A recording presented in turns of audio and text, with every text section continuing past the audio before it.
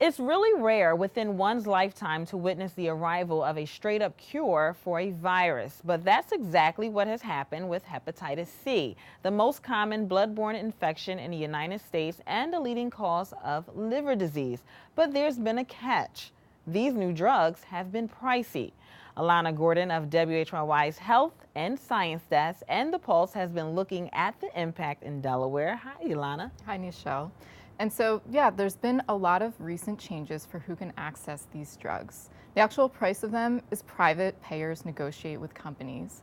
But the drugs have often been referred to as the $1,000 a day pill, with full treatments costing upwards of $100,000.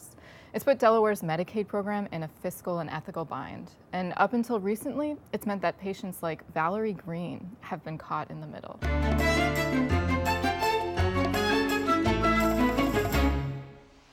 Green lives in Millville, Delaware, and for a long time, she just wasn't feeling right. She had intense fatigue, nausea. No one could figure out what was wrong. Then a specialist ran a bunch of blood tests last year. Green came back positive for hepatitis C. I was fairly shocked because I wasn't that knowledgeable about the disease. I mean, everybody knows, hepatitis is not a good thing. It affects your liver. So, I went home and did some reading about it, and it was pretty scary. Hepatitis C is transmitted through blood-to-blood contact. Green isn't sure how she got it, but she thinks it could have been from a transfusion 30 years ago. That's when she gave birth to her son. And it was before the blood supply was screened.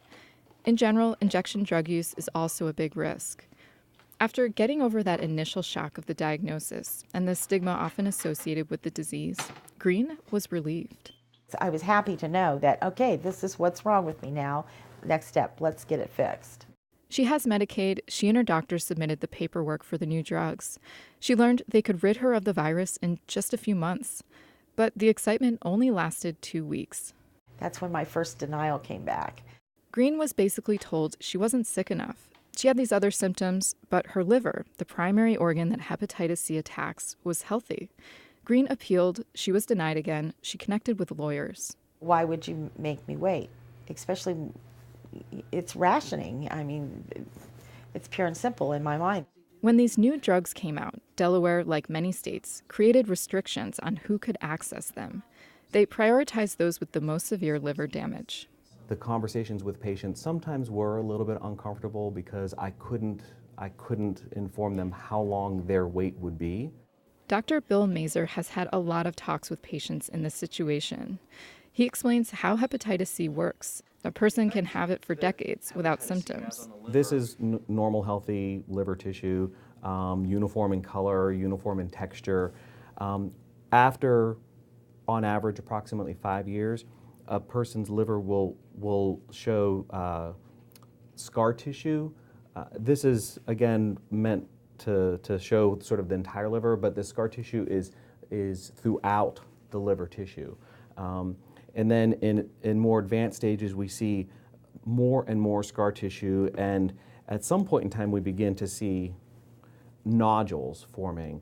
And so as you can imagine, as compared with the healthy part of the liver, there's less and less healthy liver tissue remaining to conduct the necessary functions of the liver.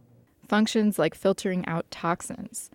Stephen Groff, Delaware's Medicaid director, says, sure, it's ideal to treat everyone before their livers get to that state, but that's a lot of people.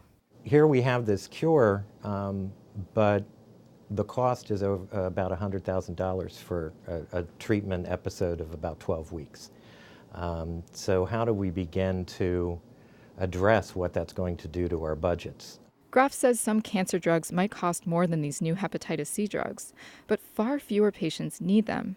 Last year, the state spent more than $13 million to treat just 150 or so Medicaid patients with hepatitis C. He estimates there are about 2,000 more on the Medicaid rolls.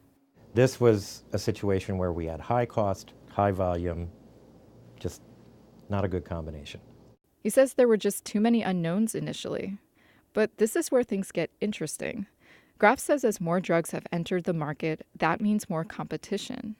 The mitigating factors helpful to us are the fact that the cost of the drugs have come down. Now that there are competitors out there, I believe we have 5 products now available to the public.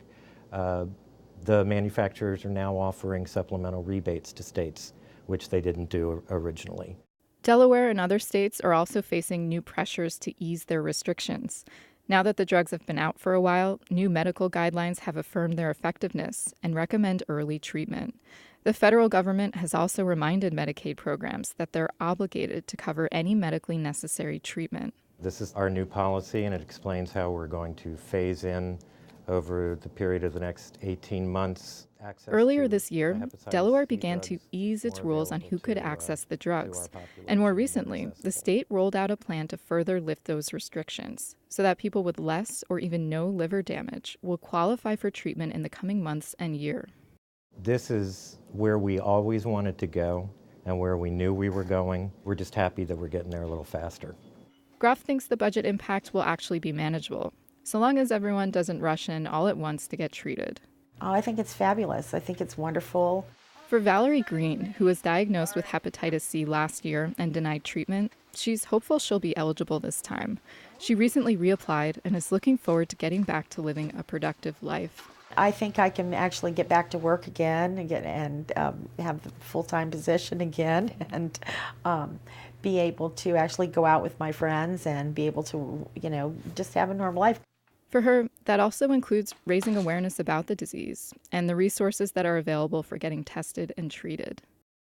And for doctors like Bill Mazur, that means when he applies through the state for these treatments, his requests won't be denied as often. And just to clarify, Dr. Mazur was speaking to us as an expert on hepatitis C treatment and not as Valerie Green's physician. So how does this compare to other states, Alana? Well, other states are also grappling with this issue. I talked to one expert that said about a dozen states in the last year have actually changed their policies, eased their restrictions. Pennsylvania has loosened its criteria, and it's debating whether to do so even more. And then you have programs like the VA, which earlier this year said it would treat all veterans with hepatitis C, and that followed additional congressional funding. It seems like a lot of this has to do with price. What is the justification for high costs? So the drug manufacturers, which set these prices, argue that it does cost money to develop and bring these drugs to market. Also, when you compare something like hepatitis C to HIV, HIV somebody lives with for a lifetime, and it can cost something like $30,000 a year to manage that disease. Hepatitis C, now you have a one-time treatment that rids a person of the virus, and so you're talking about not infecting other people down the road, and also not necessarily needing other costly treatments to manage the complications. Okay, well, and some of this conversation is a part of the national political conversation as well. Thanks, Alana. You can watch Ilana's work on The Pulse. Listen to it Fridays at 9 a.m. and Sundays at noon on WHYY FM 90.9.